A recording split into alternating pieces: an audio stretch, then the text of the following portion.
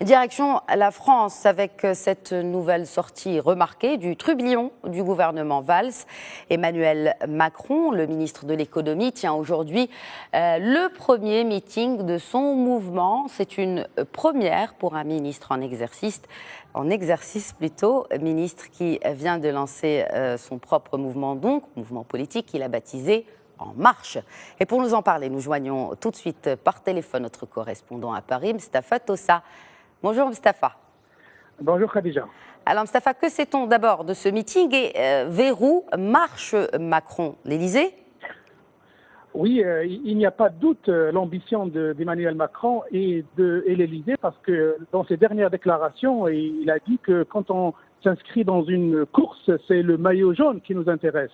Alors le maillot jaune, c'est bien sûr la présidence de la République, c'est l'Élysée. Alors ce meeting aujourd'hui, c'est le premier de son mouvement politique En Marche qu'il a lancé depuis déjà quelques semaines. Alors, c'est une sorte d'anachronisme dans le gouvernement de Manuel Valls. C'est la première fois où on assiste à un ministre qui fait partie du casting gouvernemental, mais qui monte en quelque sorte sa propre boutique politique et qui fait son propre chemin politique. Alors, d'un côté, il est avec le gouvernement, solidaire avec le gouvernement dans sa politique économique et sociale, et de l'autre côté, il fait un peu de l'opposition et il se distingue, et le fait qu'il tienne ce meeting est une manière aussi de se distinguer, de prendre rendez-vous avec ses électeurs. Alors son mouvement En Marche n'est pas encore un parti politique, il compte aujourd'hui déblayer le terrain politique, lancer son propre discours. Alors beaucoup de gens avaient dit qu'il allait profiter de ce meeting pour annoncer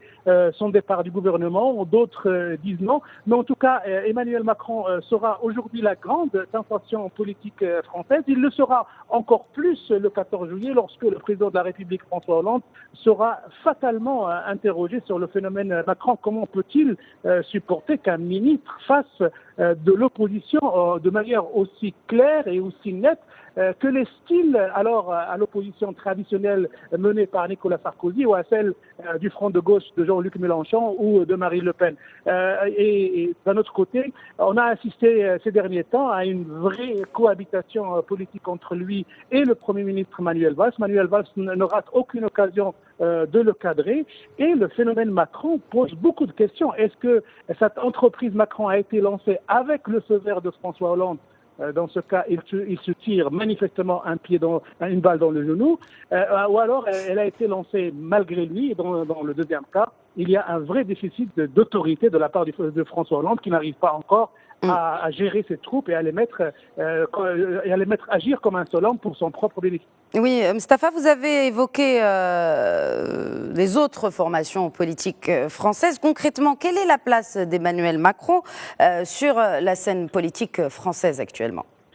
Alors, jusqu'à présent, on a une sorte d'impression que le phénomène Macron est un phénomène d'abord médiatique. C'est une immense bulle médiatique qui a été créée par les médias, par un certain nombre de patrons pour former une espèce d'alternative à Manuel Valls et à François Hollande. Alors, la question aussi que posent beaucoup de politologues, comment se fait-il qu'un homme sans profondeur sociale, sans structure partisane, puisse espérer lancer un mouvement politique et éventuellement être porté par ce mouvement pour la présidence de la République. Alors il y a un côté expérience américaine dans la démarche d'Emmanuel Macron. Emmanuel Macron aurait pu être une hypothèse possible dans un système à l'américaine. Mais un système à la française où il faut d'abord passer par les partis, où il faut d'abord passer par les structures existantes, où il faut d'abord encadrer et être présent sur l'ensemble du territoire, le phénomène Macron paraît davantage comme une bulle médiatique artificielle, une bulle de mode, qu'un vrai phénomène politique. Mais il faut attendre les jours à venir pour voir l'impact de ce meeting et l'impact de ce discours d'Emmanuel Macron sur l'opinion française. Certainement, Mustapha, je vous remercie pour cette correspondance en direct depuis Paris. Un mot de